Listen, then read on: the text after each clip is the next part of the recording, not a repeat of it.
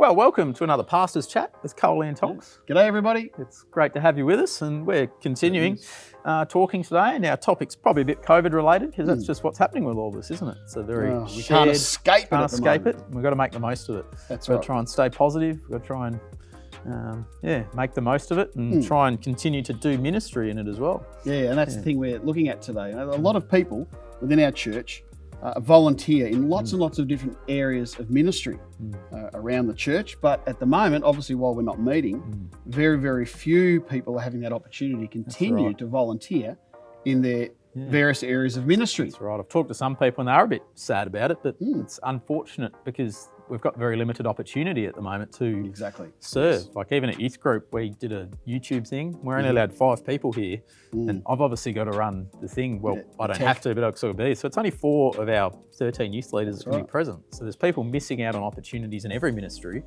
and unfortunately, because of restrictions, we can't get a nice even spread. So we have to look for other ways. Exactly. We want to make sure that we encourage you to be still ministering in your areas of gifting, of talent, of interest, the things that you've normally been doing on a Sunday or midweek at the church property in the various ministries. We've got some great ways where you can continue in those areas of ministry right there at home, in your neighbourhood, with your family and friends during this time of COVID restrictions. God gave us gifts and passions, and I don't think He intended them just to be for serving at church on a Sunday or whatever day. I think that's right. I think He gave us gifts and passions that can go so much far beyond that. Yeah. So we've been trying to experiment and think of how that might look. And what did you come up with? Well, the first thing is our worship team. Now that's being done very, very differently at the moment. Very. As you said, we're down to a camera operator and 4 musicians. So you would see in this last couple of weeks, with this and a new couple set. coming. Actually, we're in a new set today. Fantastic. Yeah. But 4 people, and that's all we can really have. That's it. But there are ways that all of us, whether you're currently a musician or a singer or part of the tech team, we can still be worshipping in the home. That's it. Singing, praising. We don't need to be in church doing it to an audience or our congregation of 100 people or so. We can be in our home, in our office, in the car, walking the dog, mowing the lawn, whatever we're doing, we can be singing and praising and worshiping God. There's so many psalms about that, isn't there? Just Tons sing of them. praises, sing praises. It's a very repetitive theme. But check this out. Acts chapter 16. Now, there's a story that many of you would know fairly well. It says, the crowd joined in the attack against Paul and Silas, and the magistrates ordered them to be stripped and beaten with rods. After they'd been severely flogged, they were thrown into prison, and the jailer commanded the guard to receive these orders and to put them in the inner cell and fasten their feet in the stocks. So this is pretty full-on treatment here. This is a lot worse than being told to stay home on the couch with Netflix. This is a lot more than just being told you can't go out to your favourite restaurant. So this is serious. I wonder how we'd react to that kind of I don't think we do too well. I don't think we do too well at all. So how did Paul and Silas react? Many of you would know. It goes on to say, around midnight, Paul and Silas were praying and singing hymns to God, and the other prisoners were listening to them. It blows me away that after being not just beaten, but as it says, severely flogged, chained up in leg irons in this prison, there they are, amazing grace, how great thou art, whatever the hymns at the time were, praising and worshipping God. That's right, that's right.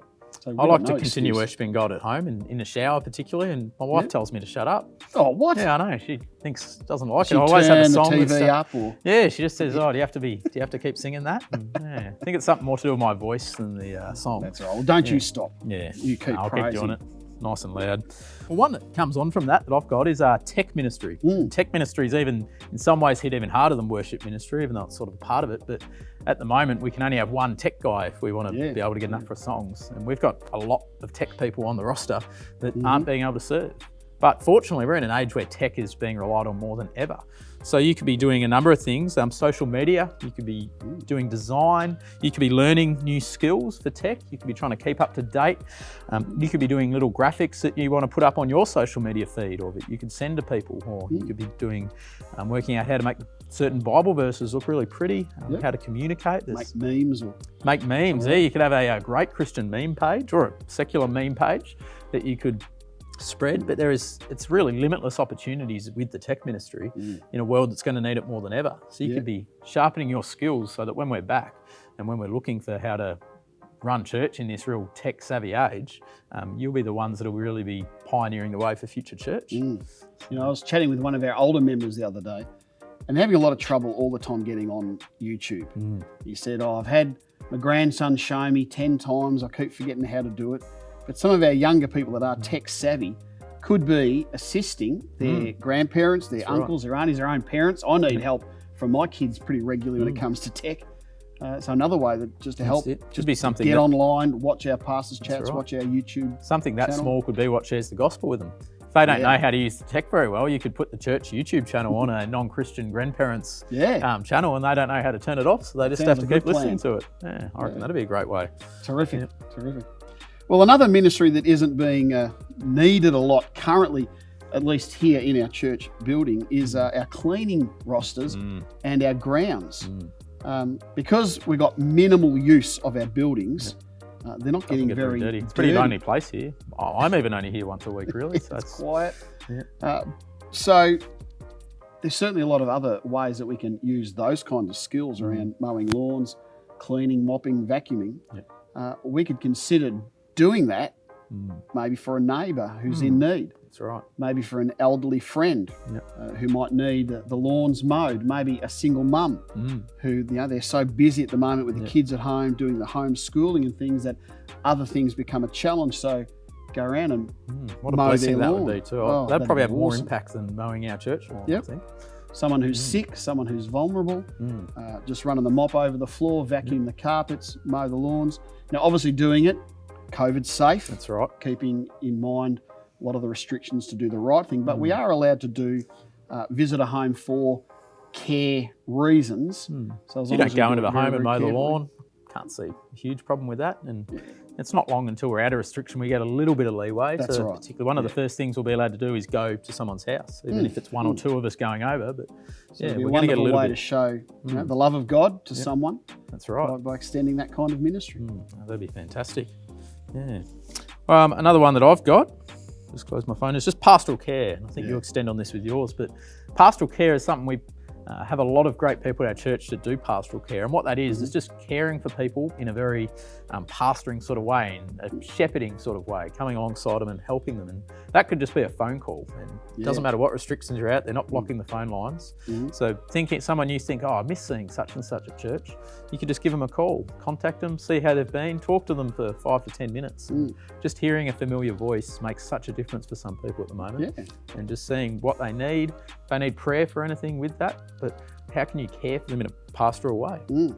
During the week, I got an email off one of the couples at church, and I've been getting a lot of emails, and I've requested people to send me their prayer requests, so I'm not saying anything negative about that, so please continue to send your prayer requests.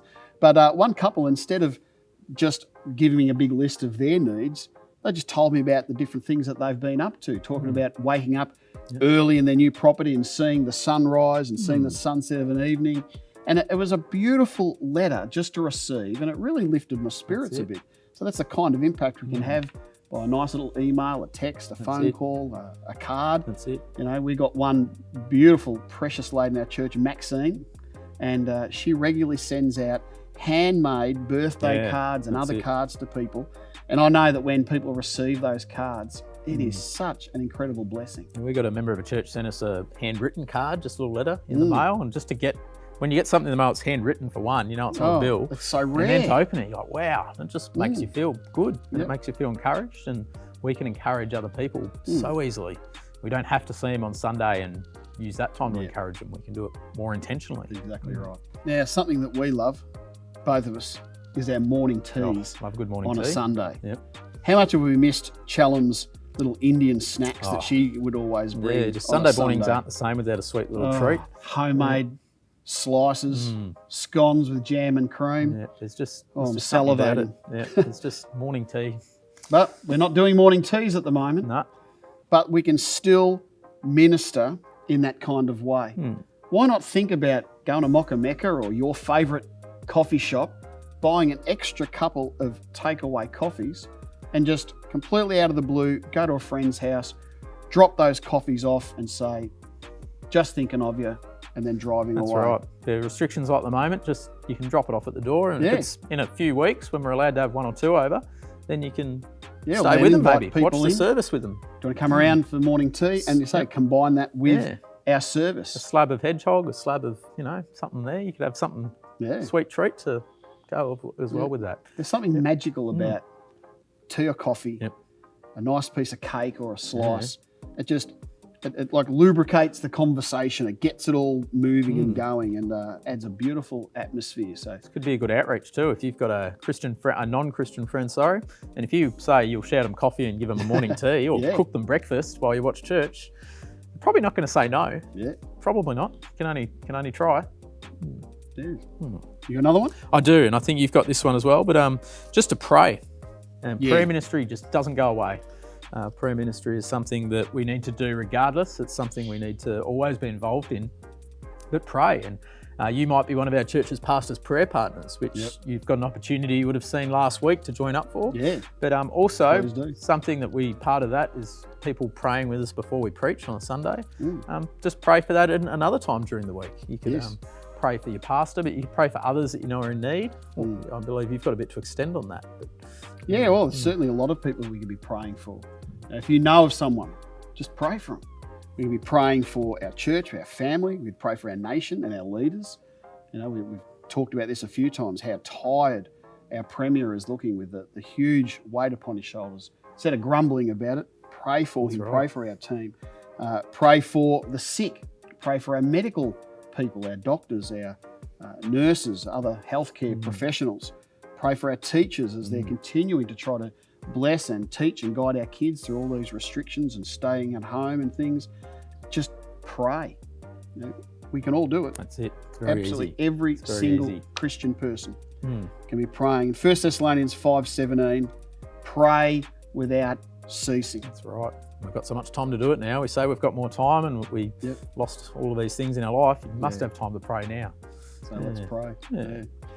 I had just one more, I think. I got just one more, and that is a welcomer. The purpose of our welcoming team is when we walk through those front doors, and particularly if a visitor, a first-time attender to our church, walks in those front doors, they're greeted by someone with a big smile, a warm handshake, really, and a display of the love and the joy of Jesus. Now, we're not doing that at the moment, but we can continue to express and extend that welcome of joy and love wherever we are, whatever we're doing. That's it. Especially when you do see someone down the street and you want them to remember you at church. Perhaps you're a church welcomer at church. You want to remember that you're not just happy on Sunday morning when you walk in the foyer, but they want to know it's genuine. They want to know that you genuinely care. So if you bump into them at Bunnings or Woolworths or down the street. I think I've seen more people from church at Bunnings or Woolies than anywhere else. Yeah, I've seen a lot at Woolies. It's been great. It's highlight of my week just about. When I bump into someone and get the chat. So obviously we can't shake hands. We can't give a hug to someone we know. Unfortunately, the masks are currently hiding the smile, but we sort of smile with our eyes. That's right. Yeah, I struggle with doing that. I keep going to smile at someone. I'm like, they probably just think I'm staring. But just the way it is. But then we can also extend that welcome even to the person serving us at the checkout, the bank teller, the barista making our coffee. That's right. The person selling us the loaf of bread in the bakery. Anywhere we are, walking the dog or going for a walk or a jog, someone's coming the other way, just giving that, g'day mate, how you going? Any kind of way of demonstrating that joy and that happiness and that love of Christ through that welcome. It's a huge impact, especially in a time where there isn't a lot of joy in the world in some parts for some people. That's right. Well, Romans 15:7, therefore welcome one another as Christ has welcomed you for the glory of God. So it's not even really just about us, No. but we're doing it for the glory of God. That's right. In the same way that Christ has welcomed us. And you can see how all these ministries are just a part of outreach and outreach ministry. Exactly and right. we need to continue to do that more than ever before now, because the world needs Jesus more than ever, and perhaps they're more open to receiving Jesus more than ever in this current climate. So each of these is a display of love, compassion, That's right. grace. So what do you think are some ways that you can serve? What do you think are some ways you can continue to have a flourishing ministry or be part of a ministry at home? Let us know below in the comments. We'd love to hear. Yeah, maybe a few that we didn't think of or mention today, other areas of ministry. That's right. And let us know. We'd love to hear from you. So thanks for joining us for another week of Pastor's Chat. Really good to have you here. And we'll see you next time. Okay, God bless everyone.